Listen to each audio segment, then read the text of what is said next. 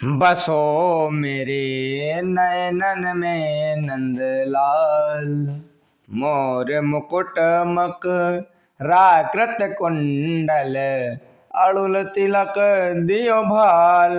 बसो मेरे नयनन में नंदलाल। आइए प्यारे, आप सभी का आज की इस वीडियो में हार्दिक स्वागत एवं अभिनंदन है। आज हम इस वीडियो में श्री कृष्ण की परम भक्त, श्री कृष्ण की अनन्य भक्त, राजघराने को छोड़कर, राजमहल को छोड़कर के मंदिरों को अपनाने वाली मीराबाई का जीवन परिचय देखेंगे। तो इस प्रकार हम इनका जीवन परिचय देखेंगे और नोट्स बनाएंगे। हम इस प्रकार लिखेंगे इनका जीवन परिचय कि भगवान श्री कृष्ण के प्रेम में दीवानी और कान्हा जी की परम भक्त मीराबाई का जन्म 1498 ईस्वी में राजस्थान के मेड़ता में हुआ था। इनके पिता का नाम रत्न सिंह था, जो जोधपुर के राजा थे। इनकी माताजी इनके बचपन में ही खत्म हो गई थी, जिससे इनका पालन पोषण इनके पितामह अर्थात बाबा राव दादू जी ने किया। पितामह किसे कहते हैं? बाबा को कहते हैं, यानी पिताजी को पितामह कहते हैं, जिसे बाबा कहा जाता है। राव दादू जी बहुत धार्मिक व्यक्ति थे, जिसका असर मीराबाई पर भी हुआ।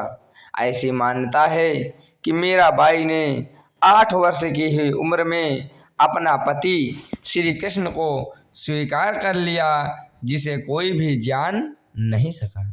इनका विवाह भोजराज के साथ हुआ, लेकिन कुछ ही वर्ष बाद भोजराज की मृत्यु हो गई, जिसके बाद इनका पूरा समय भक्ति और भजन में ही बीतने लगा और इन्होंने राजमहल को त्याग करके साधु और संतों की संगति को अपना लिया।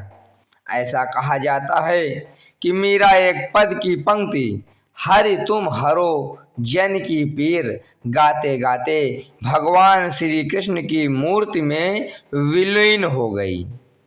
इनका स्वर्गवास द्वारका में 1546 ईस्वी के आसपास माना जाता है।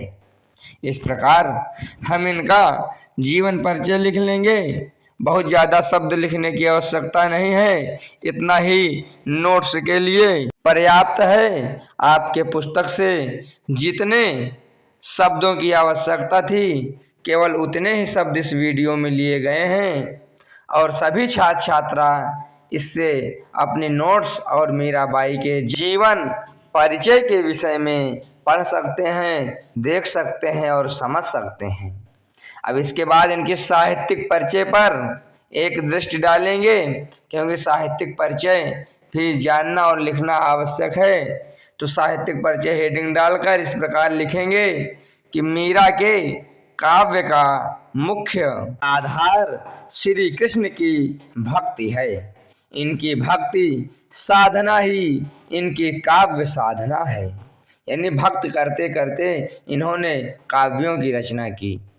इनका प्रत्येक पद सच्चे प्रेम की पीर से परिपूर्ण है। श्री कृष्ण के प्रति इनका सच्चा प्रेम इनकी रचनाओं से जाहिर होता है। कृष्ण जी के प्रति प्रेम भाव की व्यंजना ही इनकी कविता का मुख्य उद्देश्य रहा है। व्यंजना माने प्रेम भाव को प्रदर्शित करना।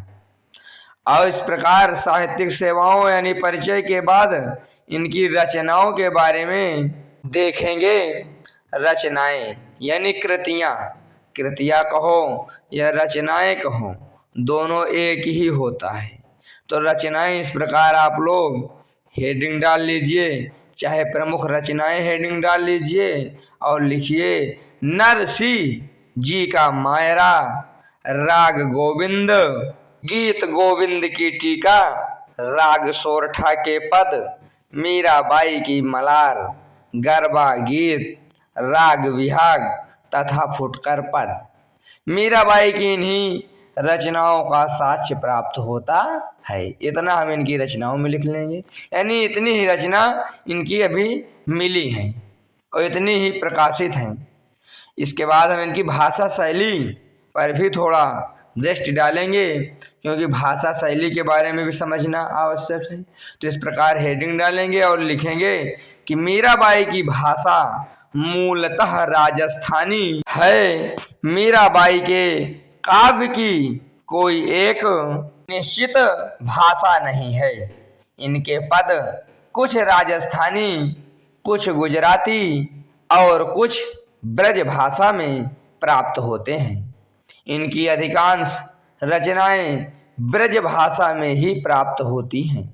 मीराबाई ने अपने काव्यों में संगीतात्मक शैली का प्रयोग किया है। इस प्रकार हम इनकी भाषा शैली लिख लेंगे।